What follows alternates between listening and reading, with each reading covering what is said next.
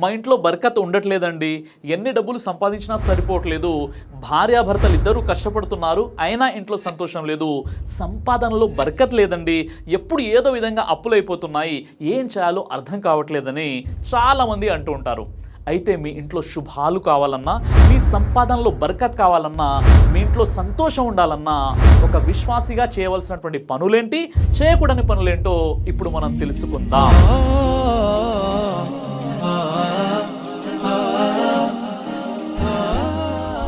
మొదటిది ఈమాన్ మరియు తఖ్వా. అల్లా పట్ల భయభక్తులు ఈ రెండు లేకపోవడం వల్ల కూడా బర్కత్, అల్లా యొక్క కారుణ్యం మన జీవితంలో ఉండదు. ఖురాన్లో సూరే అల్ అరాఫ్ సూరా నంబర్ 7 ఆయత నంబర్ 96లో అల్లా ఇలా అంటున్నాడు, ఈ బస్తీలో నివసించే వాళ్ళే గనక విశ్వసించి భయభక్తులతో మెలిగి ఉన్నట్లయితే మేము వాళ్ళ కోసం భూమి ఆకాశాల శుభాల ద్వారాలను తెరిచే వాళ్ళం. అల్లాపై ఈమాన్తో ఉండి దాని ప్రకారం జీవితం గడిపినట్లయితే అల్లా భూమి ఆకాశాల శుభాల ద్వారాలను తెరిచివేస్తాడు అని వాగ్దానం చేశాడు. కాబట్టి అల్లా పట్ల భయభక్తులు కలిగి ఉండాలి. ఏ వ్యక్తి అయితే దైవ భీతి లేకుండా పాపాలు చేసుకుంటూ ఉన్నట్లయితే అలాంటి మనిషి జీవితంలో బర్కత్ అనేది అస్సలు ఉండదు. అల్లా పట్ల తఖ్వా లేని కారణంగానే నేడు జీవితాలలో, వ్యాపారంలో, సంతానంలో, ఇంట్లో మొదలగు విషయాల్లో అసలు బర్కత్ అనేది లేకుండా పోయింది. కాబట్టి అల్లా పట్ల విధేయత చూపుతూ, అల్లాకు భయపడుతూ, తఖ్వాతో జీవితం గడిపినట్లయితే ఖచ్చితంగా మన జీవితంలో బర్కత్ అనేది ఉంటుంది. ఇక రెండవది ఆహారం తినే పద్ధతి. సునన్ ఇబ్నే మాజా హదీస్ నంబర్ 3277 ఇబ్నే అబ్బాస్ రదియల్లాహు వారి ఉల్లేఖనం ప్రకారంగా దైవ ప్రవక్త ముహమ్మద్ సల్లల్లాహు అలైహి వసల్లం వారు ఇలా అన్నారు, ఆహారం వడ్డించినప్పుడు ప్రక్కల నుండి తీసుకొని మధ్యలో వదిలివేయండి. ఎందుకంటే అల్లా యొక్క శుభం, కారుణ్యం అనేది మధ్యలోనే అవతరిస్తుంది. మనం తినేటప్పుడు ఆహారాన్ని ప్రక్కల నుండి తీసుకుంటూ మధ్యలోకి వెళ్ళాలి. కానీ మనలో చాలా మంది తినే సమయంలో ఎలా పడితే అలా తినేస్తారు. అలా కాకుండా ప్రవక్త ముహమ్మద్ సల్లల్లాహు అలైహి వసల్లం చెప్పిన విధంగా చేస్తే మన తినే ఆహారంలో బర్కత్ అనేది ఉంటుంది. ఇంకా సహీహ్ ముస్లిం హదీస్ నంబర్ 5307 అబూ హురైరా ఉల్లేఖనం ప్రకారం ప్రవక్త సహచరులు ఇలా అడిగారు, దైవ ప్రవక్త ముహమ్మద్ సల్లం, మేము ఎంత తిన్నా కానీ మేము సంతృప్తి చెందడం లేదు, ఏం చేయాలి అని అడిగారు.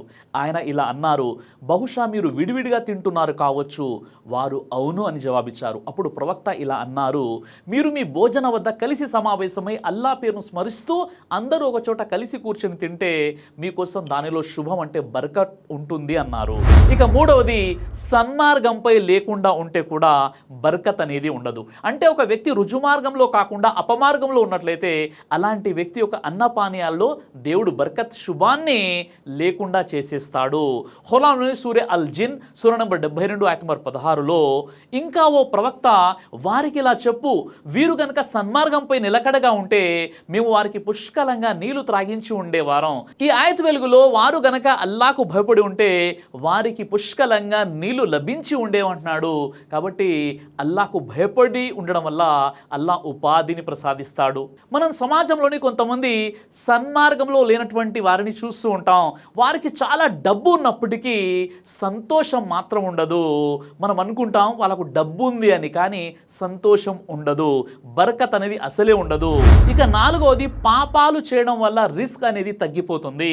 ముస్నద్ అహ్మద్ హదీస్ నంబర్ 5583 సౌబాన్ రదియల్లాహు వారి ఉల్లేఖనం ప్రకారంగా దైవ ప్రవక్త ముహమ్మద్ సల్లల్లాహు అలైహి వసల్లం వారు ఇలా తెలియజేశారు, నిజంగా ఒక వ్యక్తి తన పాపం కారణంగా జీవనోపాధిని కోల్పోతాడు. రిస్క్ అంటే తినడం, తాగడం, ఆస్తులు, సంతానం ఇవన్నీ రిస్క్లోకి వస్తాయి. కాబట్టి పాపాలు వదిలి పుణ్యాలు చేస్తున్నట్లయితే అల్లా మన జీవితాల్లో బర్కత్ అంటే శుభాలను ప్రసాదిస్తాడు. ఇక్కడ రిస్క్ అంటే కేవలం డబ్బులు మాత్రమే కాదు, తన సంతోషం, తన ప్రశాంతత కూడా కావచ్చు. ఎందుకంటే మీరు ఒక డబ్బులున్న వ్యక్తిని చూపించి అతడు పాపాత్ముడు అంటే చాలా పాపాలు చేస్తున్నాడు, అయినప్పటికీ చాలా డబ్బులు వస్తున్నాయి, బాగా సంపాదిస్తున్నాడు అని చెప్పవచ్చు. కానీ సంపాదన అంటే ఇక్కడ కేవలము ఐశ్వర్యం అంటే డబ్బులు మాత్రమే కాదు, అతని ప్రశాంతత, అతని కుటుంబము ఇత్యాది విషయాలన్నీ కూడా రిస్క్ కిందికే వస్తాయి. అంటే అతనికి ఎంత డబ్బున్నప్పటికీ కూడా ప్రశాంతత లేకపోవచ్చు, అంటే అతని కుటుంబం ద్వారా అతనికి ప్రశాంతత లేకపోవచ్చు, ఇది కూడా రిస్క్ కిందికే వస్తుంది. ఇక ఐదో విషయం, ఇంట్లోకి ప్రవేశించినప్పుడు తినే ముందు బిస్మిల్లా అనడం. సహీ ముస్లిం హదీస్ నంబర్ 5262 ప్రవక్త ముహమ్మద్ సల్లల్లాహు అలైహి వసల్లం ఇలా అన్నారు, ఒక వ్యక్తి తన ఇంట్లోకి ప్రవేశించి ఆహారం తినే సమయంలో అల్లా నామాన్ని ఉచ్చరించినప్పుడు శైతాన్ తనను తాను సంబోధించుకుంటూ ఇలా అంటాడు, నీకు రాత్రి గడపడానికి స్థలం లేదు మరియు సాయంత్రం భోజనం లేదు.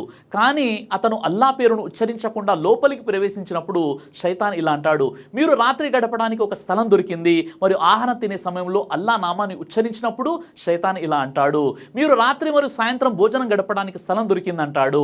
కాబట్టి ఇంట్లో ప్రవేశించినప్పుడు భోజనం చేసేటప్పుడు ఖచ్చితంగా బిస్మిల్లా అని చెప్పాలి, లేదంటే శైతాన్ సంతోషపడతాడు.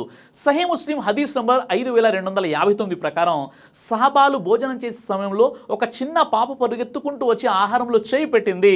ప్రవక్త సల్లం ఆ పాప చేయి పట్టుకున్నారు. తర్వాత మరో వ్యక్తి ఆహారంలో చేయి పెట్టాడు. ప్రవక్త సల్లం వారు అతని చేయి కూడా పట్టుకున్నారు. ఆ తర్వాత చేయి పట్టుకొని ఇలా అన్నారు, వీళ్ళిద్దరూ బిస్మిల్లా పఠించలేదు, నేను పట్టుకున్న వీళ్ళ చేతులు మనుషులవి కావు, శైతాన్ చేయి అన్నారు. బిస్మిల్లా చదవని ఆదేశించారు. ఈ విధంగా ఎక్కడైతే శైతాన్ ఉంటాడో అక్కడ బర్కత్ ఉండదు. ఎందుకంటే శైతాన్ మన జీవితంలో బర్కత్ లేకుండా చేస్తాడు. కాబట్టి ఏ పని చేసే ముందైనా బిస్మిల్లా చదివి చేయండి. 6వది అబద్ధాలు చెప్పి వస్తువుల్ని అమ్మడం మరియు అబద్ధాలతో వ్యాపారం చేయడం వల్ల కూడా మనిషి జీవితంలో బర్కత్ ఉండదు.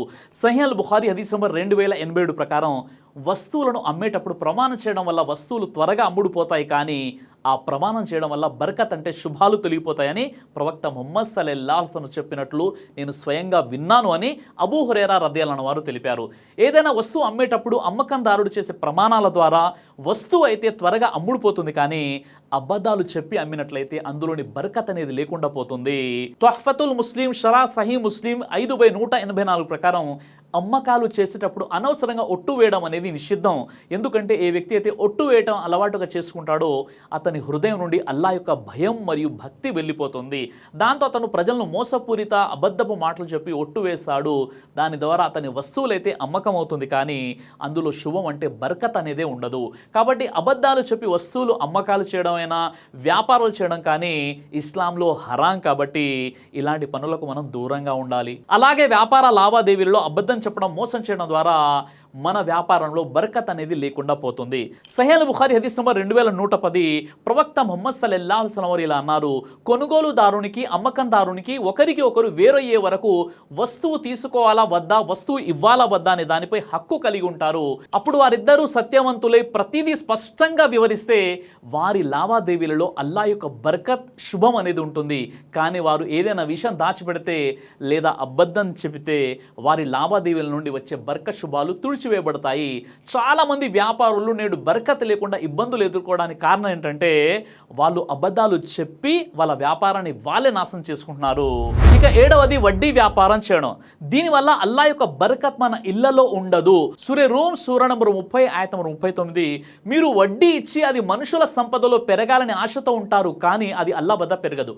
అంటే వడ్డీకి డబ్బులు ఇచ్చిన వాడు నా డబ్బులు పెరుగుతున్నాయి అనేటటువంటి భ్రమలో ఉంటాడు, కానీ అది పెరగడం కాదు, అది వినాశనం అంటున్నాడు అల్లాహ్ సుబ్హానహు వ తఆలా. ఇస్లాంలో వడ్డీ అనేది మహాపాపం. చాలా మంది ఊళ్ళలో డబ్బులు వడ్డీకి ఇస్తుంటారు, ఫైనాన్స్కి ఇస్తూ ఉంటారు, వచ్చినటువంటి వడ్డీ ఆదాయంపై జీవితం గడుపుతుంటారు. ఇస్లాంలో ఇలాంటి సంపాదన హరాం. అంటే ఆ వ్యక్తి యొక్క వ్యాపారం ప్రజలకు వడ్డీకి డబ్బులు ఇవ్వడం, ఆ వచ్చినటువంటి డబ్బుల వడ్డీతో జీవితం గడపడం, ఈ సంపాదన పూర్తిగా ఇస్లాంలో హరాం.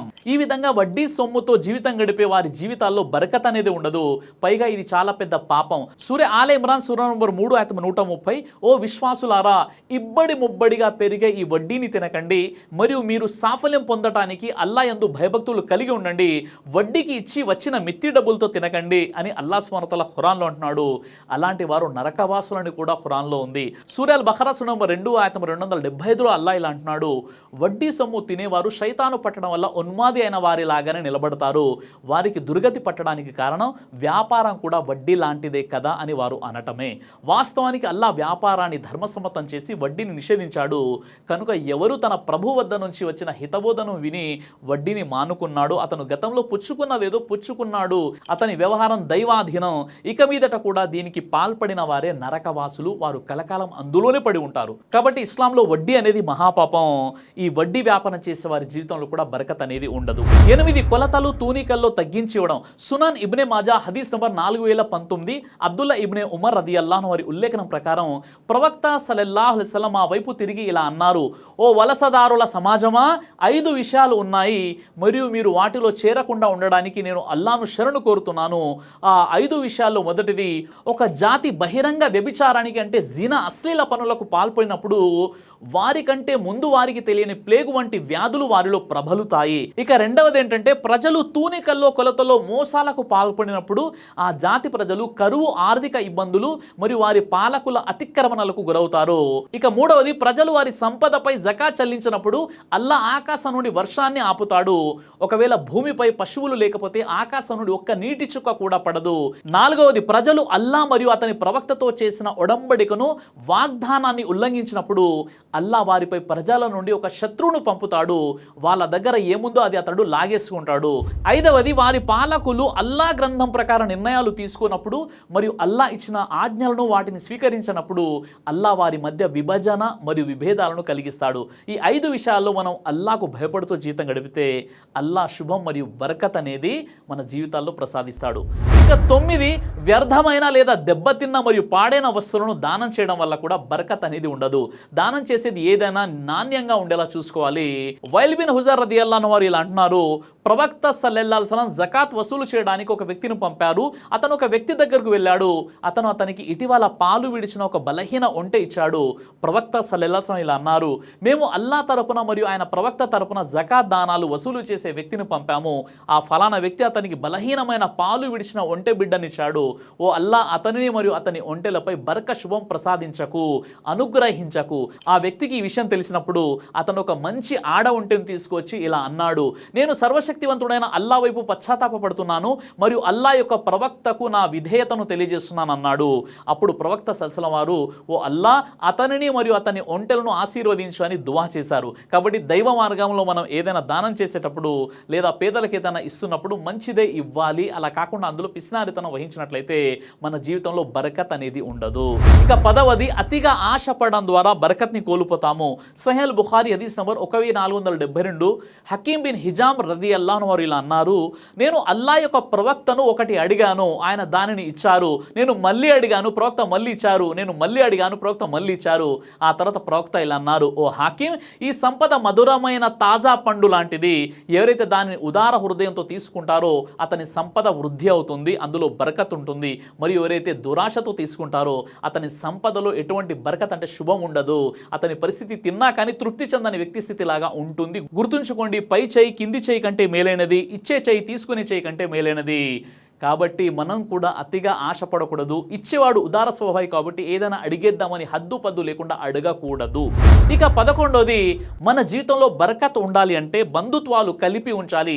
సహీహ్ బుఖారీ హదీస్ నంబర్ 2067 మరియు సహీహ్ ముస్లిం హదీస్ నంబర్ 2557, ప్రవక్త ముహమ్మద్ సల్లల్లాహు అలైహి వసల్లం వారు ఇలా అన్నారు, తన జీవనోపాధిని విస్తరించాలని మరియు తన ఆయుష్ను పొడిగించుకోవాలని కోరుకునేవాడు తన బంధువులతో మంచి సంబంధాలను కొనసాగించాలి. ఆయుష్ పెరగడం అంటే అందులో బరకత్ పెరుగుతుంది. వయసు ఎంత అయితే రాసి పెట్టి ఉందో అంతే ఉంటుంది, కానీ అందులో బరకత్ వచ్చేస్తుంది.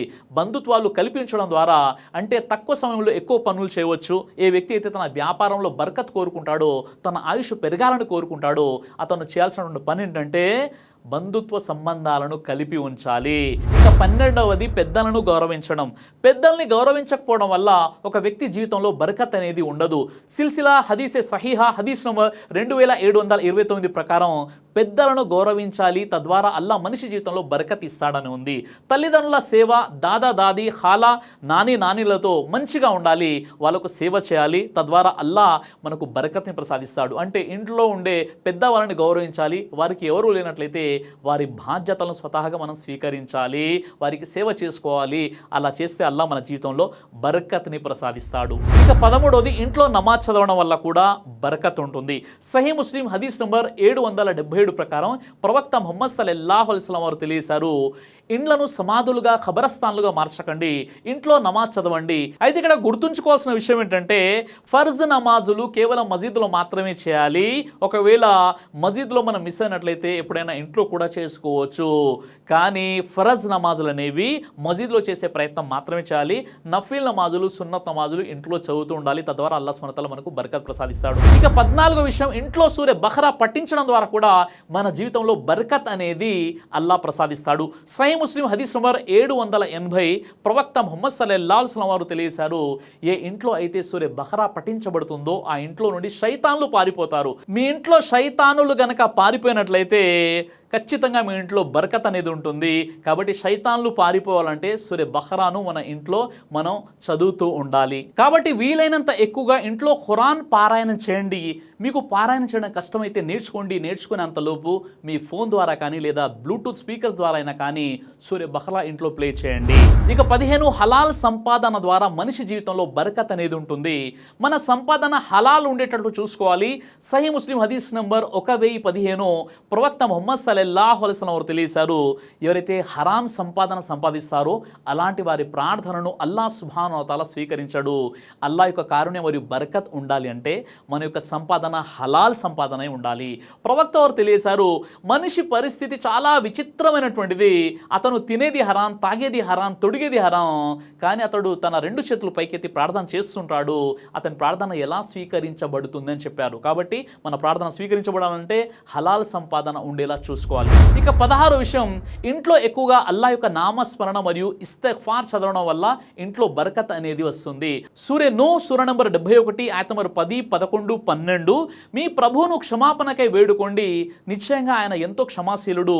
ఆయన మీపై ఆకాశం నుండి ధారాళంగా వర్షాన్ని కురిపింపజేస్తాడు మరియు మీకు ధన సంపదలలోనూ మరియు సంతానంలోనూ వృద్ధిని సంగుతాడు మరియు మీ కొరకు తోటలను ఉత్పత్తి చేస్తాడు మరియు నదులను ప్రవహింపజేస్తాడు. ప్రతిరోజు కూడా సాధ్యమైనంత వరకు అస్తగ్ఫిరుల్లా, ఓ అల్లా నన్ను క్షమించు అని చదువుతుండాలి. ముస్నద్ అహ్మద్ హదీస్ నంబర్ 8769లో ప్రవక్త ముహమ్మద్ సల్లల్లాహు అలైహి వసల్లం ఇలా తెలియజేశారు, ఏ ఇంట్లో అయితే అల్లా యొక్క స్మరణ జరగదో ఆ ఇల్లు శ్మశానం లాంటిది. మీ ఇంట్లో బరకత్ ఉండాలంటే ఖురాన్ పారాయణం మరియు అల్లా యొక్క జిక్ర్ చేస్తూ ఉండాలి. ఇంకా ఇంట్లో గొడవలు పడడం, శాపనార్థాలు పెట్టడం ఇలాంటి పనులన్నింటికి కూడా దూరంగా ఉండాలి. ఏ ఇంట్లో అయితే ఎక్కువగా గొడవలు జరుగుతాయో ఆ ఇంట్లో అల్లా యొక్క బరకత్ ఉండదు, శుభాలు అనేవి ఉండవు. కాబట్టి భార్యాభర్తలు ఒకరినొకరు శాపనార్థాలు పెట్టుకోవడం, గొడవలు పడుతూ ఉండడం వల్ల కూడా ఇంట్లో బరకత్ అనేది ఉండదు. మన జీవితంలో బరకత్ కోసం ప్రతిరోజు కూడా అస్తగ్ఫిరుల్లా అని కనీసం రోజులో 100 సార్లు అయినా ఈ అస్తగ్ఫిరుల్లా ఉదయం మరియు సాయంత్రం చదువుతుండాలి. ఖచ్చితంగా మన జీవితంలో బరకత్ అనేది అల్లా ప్రసాదిస్తాడు. మరో ముఖ్యమైనటువంటి విషయం ఏంటంటే, మన జీవితంలో మన ఇంట్లో బరకత్ కావాలని మనం కోరుకున్నట్లయితే మనం షిర్క్ చేయకూడదు. అంటే అల్లాతో పాటు ఇతరులని ఆరాధించకూడదు, అల్లాతో పాటు ఇతరులను భాగస్వాములుగా నిలబెట్టకూడదు. అలా చేస్తే మన జీవితంలో మన ఇంట్లో బరకత్ అనేది ఉండదు. మన జీవితంలో అయినా మన ఇంట్లో అయినా బరకత్ కావాలి అంటే సున్నత్ వెలుగులో 16 విషయాలు తెలియజేశాను. వీటిని పాటించడం ద్వారా మన జీవితాల్లో బరకత్ వస్తుంది, మన ఇంట్లో బరకత్ వస్తుంది, మన వ్యాపారంలో బరకత్ వస్తుంది. ఇన్షా అల్లా అల్లా మనందరి కూడా ఈ విషయాల పట్ల అనుసరించే సద్బుద్ధిని ప్రసాదించుగాక. ఆమీన్ యా రబ్బుల్ ఆలమీన్. దైవ ప్రవక్త ముహమ్మద్ సల్లల్లాహు అలైహి వసల్లం వారు తెలియజేశారు, కడుపుకు సంబంధించినటువంటి అన్ని రకాల వ్యాధులకు అద్భుతమైనటువంటి ఔషధం తల్బీనా.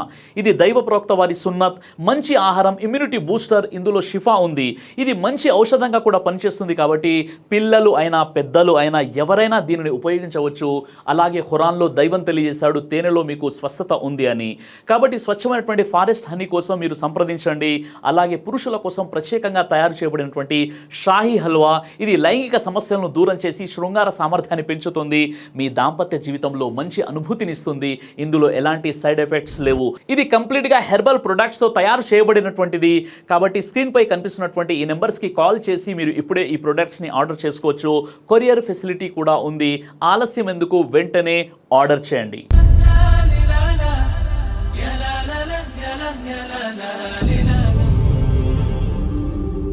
బ్రదర్ సిరాజ్ అని యూట్యూబ్ ఛానల్ని మీరు సబ్స్క్రైబ్ చేసినట్లయితే ఇన్షాల్లా దైవచిత్తం అయితే మీకు వీడియోస్ వస్తుంటాయి. అదేవిధంగా బ్రదర్ సిరాజ్ అనేటటువంటి ఫేస్బుక్ని కూడా లైక్ చేయడం వల్ల మీకు వీడియోస్ వస్తుంటాయి.